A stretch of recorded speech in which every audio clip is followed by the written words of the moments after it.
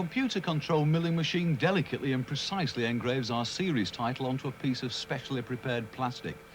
But making metal components like this part for a photocopier is what the milling machine is really designed to produce. Before a machine part can be manufactured, it must first be designed on paper.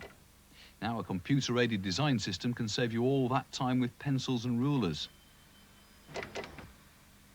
Fed with the dimensions, the computer plots the outline of the machine part from any angle you choose. Of course, you'll still need a design engineer and someone to program the computer to produce these sort of graphics. If they're correct, they can be printed out and used as working drawings. John McNichol of the engineering department at Leeds University is now instructing the computer to make the machine part. To begin with, the part is made from wax. It's quicker to produce than a metal counterpart and cheaper. If machining faults do occur, the wax can be melted down and reused. The wax is bolted to a movable bench controlled by the computer. The drill, though revolving, stays in the same place. This sort of application has become a strong symbol of microelectronic development, a machine that replaces people. But it may be releasing people to do other things. To produce this part by hand may take a day or so of careful measuring and filing away a piece at a time. The computer-controlled milling machine takes about 20 minutes to complete the task and an hour or so to produce the part in aluminium. Let's look at some other computer applications in industry. Calling at Morley, Batley, Dewsbury. The running times of these trains, like all trains on British Rail, have been planned and built into a passenger timetable. It's a very complex exercise, even with computer help. To prepare a timetable, details must be known about the train. What class of engine, what speed can it do, what the train load is in metric tons, how many carriages to be pulled, where it's going. Using a timetable, signalmen know what train movements to expect in their area, who's arriving, who's departing, and which platform is for which train and for how long. All the timetabling of British Rail's Eastern Region's passenger and freight movements is done here at York. What the computer does is process all the particulars about a train. The route, details of gradients, curves, headwinds and speed restrictions are included, and convert them into point-to-point timings.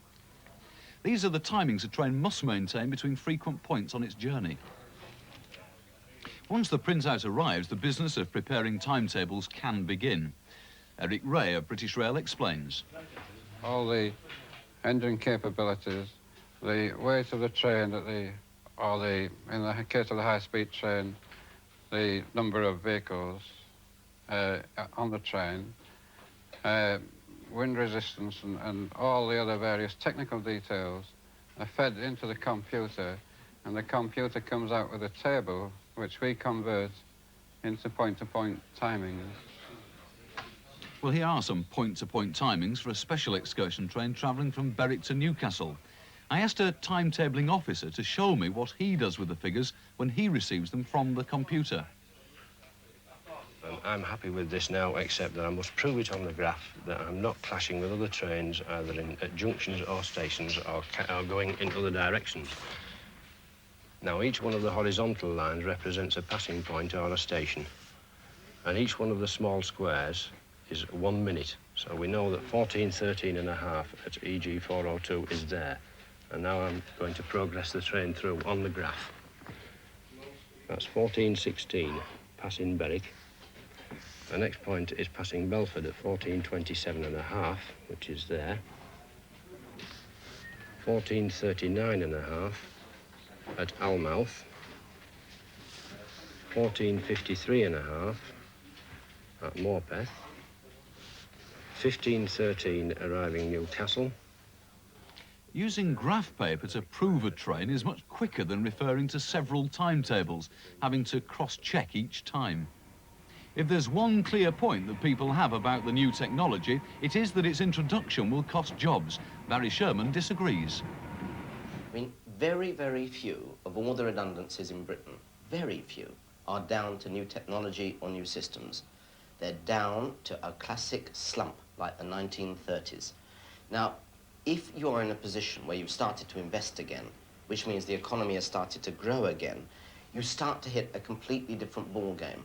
I've no doubt there will be some people and some unions who will say, no, we're not going to have this new technology, and in some cases I'll agree with them. When this hospital was planned 17 years ago, no one thought about slumps and recessions. The idea was to close a number of small units and centralise all the health and maternity care in one big hospital. But those plans 17 years ago have been affected by falling birth rate, high rates of inflation and cutbacks in public spending. The problem now is there enough money to run the hospital? Well, this question's being answered with the help of a computer and a programme that's attempted to include every conceivable cost that the hospital's likely to encounter during a 10-year period. I asked an accountant working for a local health authority what the computer was indicating. We hold the costs by the different categories to which they relate. These are staff costs such as portering costs, nursing costs, etc. And these are non-staff costs such as drugs and medical equipment expenditure. This then shows how the costs are phased in over the years in which the unit will come into operation. This shows us the costs of that scheme we saw up just now, accumulated over the main expenditure headings. So we have nursing, medical services, support services, etc. This shows the total cost in the years in which it's going to be incurred. So the scheme is coming into operation over 3 years. It won't be fully opened until the end of 1984. So these are the results of the main model. In here we have included the expenditure or the cost of that capital scheme which we saw originally. And we're then using those costs and comparing them against the monies we expect to get over this 10-year period. And then you can see this last column shows us the extra money we have, or the lack of money which we have as a result of that. If in any of these columns we were anticipating a big deficit, we would then have to go back to our capital schemes and juggle with them and try and make expenditure match the funding so that we balanced our books. So no matter how many what if inflation goes up to 30% or what if salaries increase by 18% questions we ask, the computer will be able to predict the likely increases in running costs. However, it will only indicate. At the end of the day, people decide how and where the money is allocated. This printed circuit will eventually be reduced many thousands of times and become engraved onto a tiny chip of silicone. Although this office has a studious air, it's located in one of the fastest growing industries, entertainment. The entertainment industry has really benefited from the microprocessor. Although there are still mechanical applications, it's the chip that's brought a whole new range of microchip bandits. Ian Blakeway of Music Hire Group. Ian, it seems to me that you use a lot of microchips in your business. Is that the case? We use them enormously, and it has helped in that we can make our product to do a lot more and much more versatile.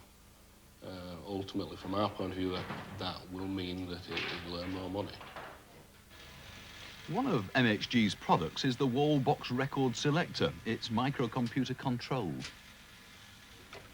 The wall box will store any number of requests and display the number of the record being played, a useful function when you hear it playing a song you like but can't remember the name of the group.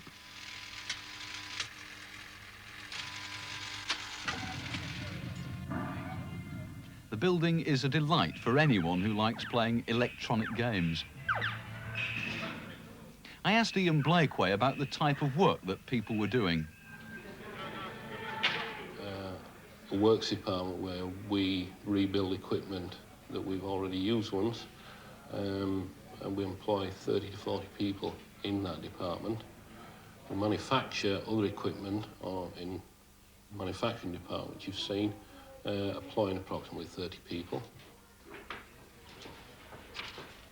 Although it's a technical and complicated manufacturing process using sophisticated techniques, many of the staff have not come from highly qualified backgrounds.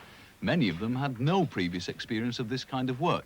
In the next programme, we'll be asking them how they cope with the demands of a very sophisticated technology. Of course, there are some highly qualified personnel working in the development area.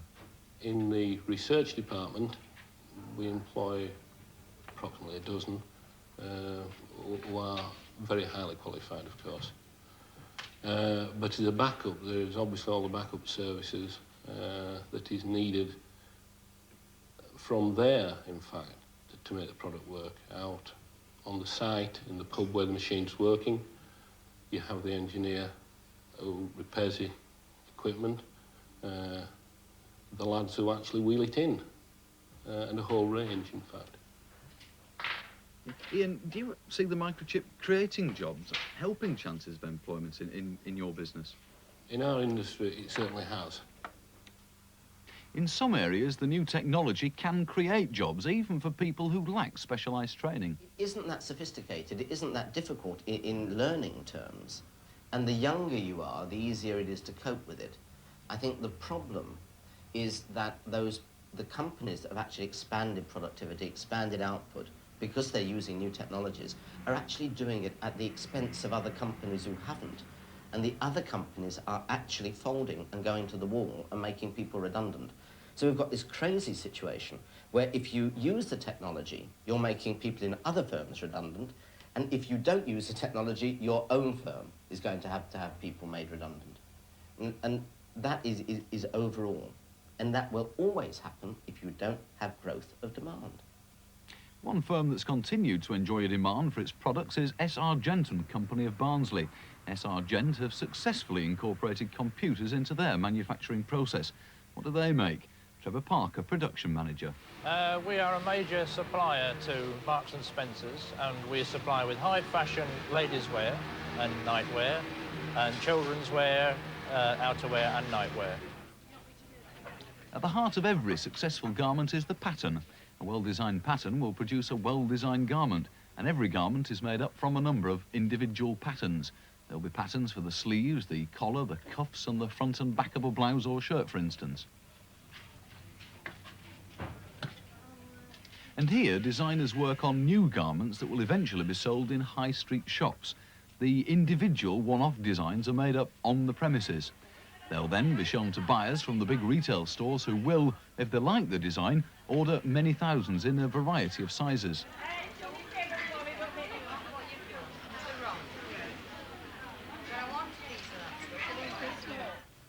Until recently, producing a range of pattern sizes for a garment was a long and lengthy process, because patterns must be produced for every size, even though it's the same design. As a rule, the cardboard patterns were drawn, cut and measured by hand.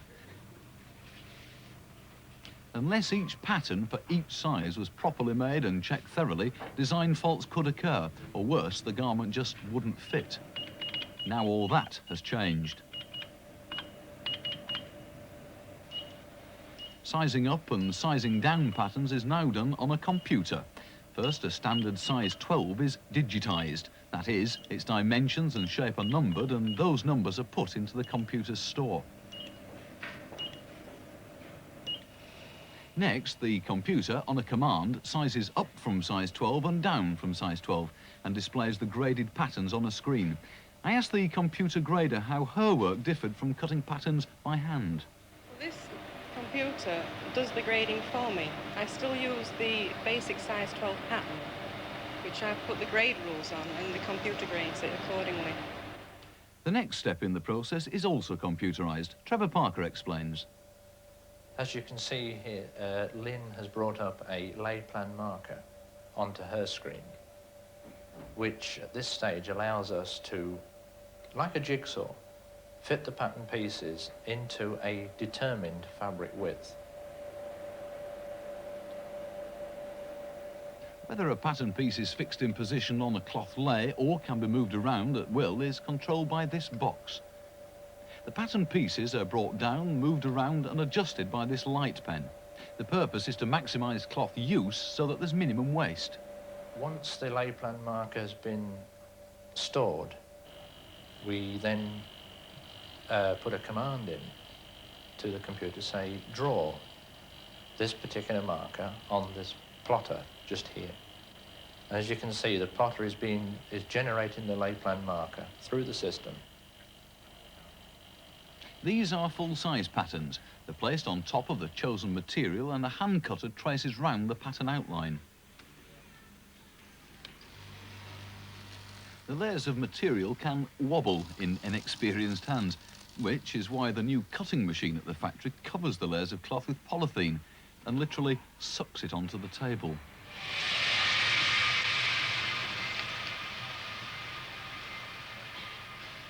Cutting too is now computer controlled. The computer has the entire plan in its memory and it sets about cutting it up at an alarmingly rapid speed. And for all its speed, it's totally accurate. The cutting machine will produce in 9 minutes what a hand cutter would take 2.5 hours to do.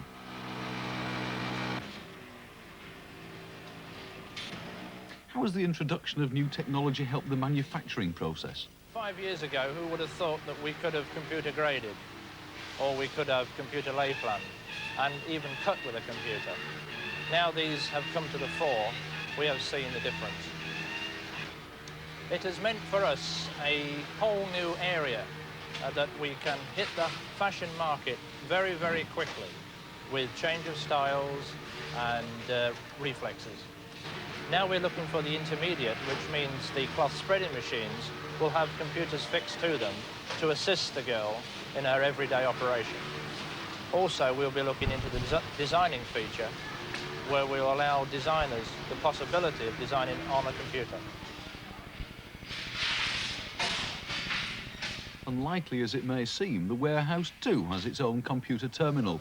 The computer operator logs in stock when it arrives, notes its colour, width, length, manufacturer, and assigns it to a shelf in the holding area.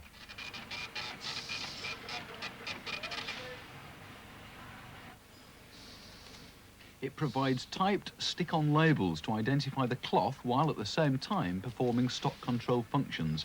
So overall at SR Gent, has the new technology reduced the workforce? No, what we found with the introduction of the computer and our future expansion means that when we can do a very quick turnaround, it means that we can employ other people in new factories so that the technology allows us to keep those factories full of work and keeping the high street happy. But installing the new technology is only half the battle. And there is another problem, and that is, it's a very odd technology. It actually helps you to make things and helps you to deliver things, but it doesn't in itself actually produce things. Like, for example, no one is going to go out and buy a silicon chip. No one is going to go out and buy an integrated circuit. You're going to use it in machinery, in something. And if there's no new product for a new market, you're not going to create jobs. And at the moment, no one can tell me where those new products for new markets are. They can tell me where new products for old markets are, like digital watches, or let's say changing a motor car by putting in microelectronics, or putting it into the timer of an electric cooker, or a washing machine. Fine. But it doesn't mean that you're going to create more jobs. You're just going to lose jobs of all the people who used to make the old timers. It's far more labour intensive, far more people needed to make them. So quite clearly you are going to get, I think, problems.